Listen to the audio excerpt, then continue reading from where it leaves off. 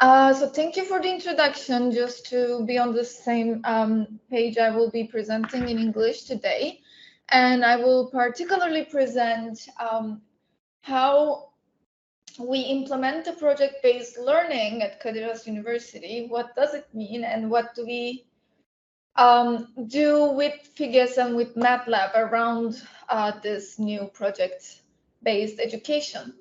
So just to heads up, as the conventional college education, generally, we instructors, we start teaching, we start giving some content, and as we are giving some content, we keep giving some assignments to the students. And then later on during the semester, we have multiple midterms, or at the end of the semester, we have some final exams that most of the time, conventionally, is performed with some questions that needs to be solved on a piece of paper. However, we believe that especially with the engineering, with this type of evaluation system, we cannot make sure that the students obtain the lessons learned that will be necessary for them when they actually start working at a company, when they go to industry, or if they decide to go to academy, because they will only learn half of the topics, and unfortunately they will not learn that much how to connect the dots or how to comment on what's important, and when they face a problem, how they should solve it.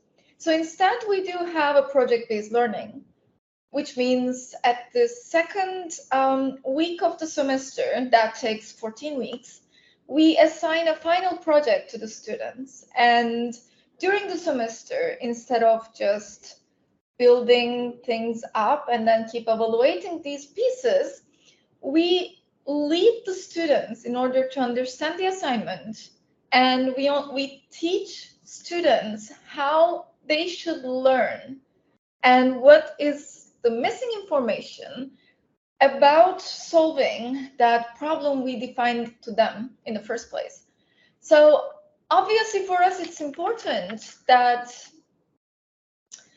instead of us deciding what the students should learn at the end of each class, basically, we want and we really value, and that is the whole point, that what the industry actually needs from these recently graduated engineers.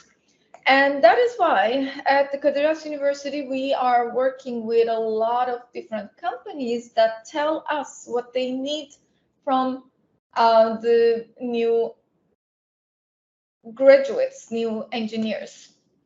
And even though it's not really here, because we did it on purpose, we also work with FİGES. So from the mechatronics engineering department, we do have this curriculum in which in the first year we see some projects as well and some basic classes, but then the actual engineering education starts on the second year with, for example, the computer game design project. It will start with the technical drawing project, and so on and so forth. And then we will continue until the year number 4. So all these project classes means that as an evaluation format, we do not have any midterms, we do not have any finals that are done on a piece of paper, but instead of that, we will be giving a realistic, real-life project to the students and expect them to figure out how to come to a solution.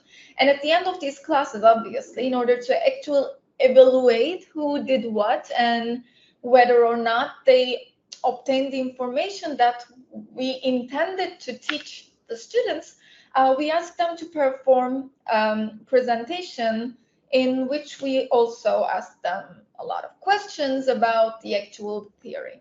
So if we think about it, it is quite similar to how the actual life industry scenario also works like.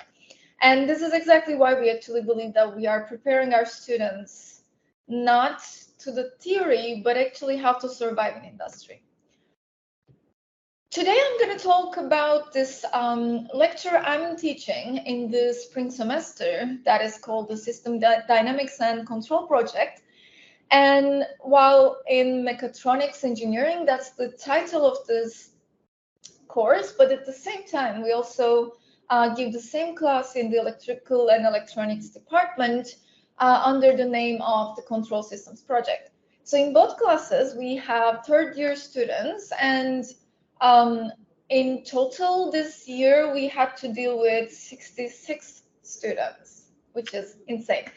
On the right-hand side, you actually see a tentative course plan that obviously sometimes we change the order or like the weeks change. But I think it is very important to realize that the tentative course plan is super similar to any type of like control system class that is also done in the conventional education. So that doesn't mean that with the project-based education, we have any different sort of curriculum, but the only difference is how we basically evaluate them. And in the week 2, basically what happens is we assign the project, we explain the students what type of project they will need to assign, and we divide this project into 3 parts, the same project.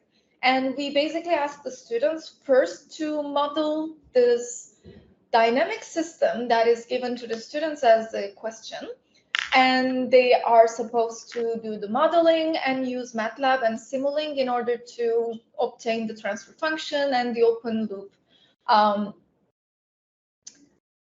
analysis of these systems. And then they write a project, or they write a project report, right? And then on week 6, we start talking about the control.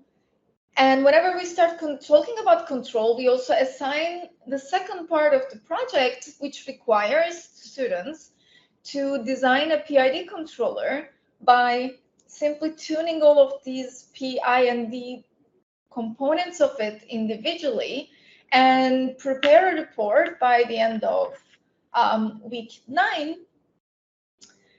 based on their observations. And ultimately, we give these students a bunch of requirements that their controllers must satisfy at the end of this project, and they should report how they get to the solution and why. So then we assign the third project literally the same week, and we ask them to complete a root locus analysis and the analysis in the frequency domain until the end of the semester. So then once they prepare all these reports, which is like they keep building up on it, and in the meantime, we also give them a lot of feedback, obviously. And ultimately, when we reach to the week number 13, we have this final project. And in fact, over here, I actually had it from the beginning. We asked them to basically give a presentation. So in the meantime, we also give some little assignments to the students, again, which we give with FİGES. And basically, this is the 100% of the grades that these students are getting from. In order to get rid of any questions in students' minds about, oh no, the professor just like hated me and she gave me like a bunch of bad grades and etc., obviously, and because like these reports and the presentations can be really subjective. We actually have this system in which we have for each class academic partners, which means we, with the other professors, we become the mentors to evaluate and to help these students along the way of preparing. And for the last semester, I had 3 other professors who came up and who helped me with my class.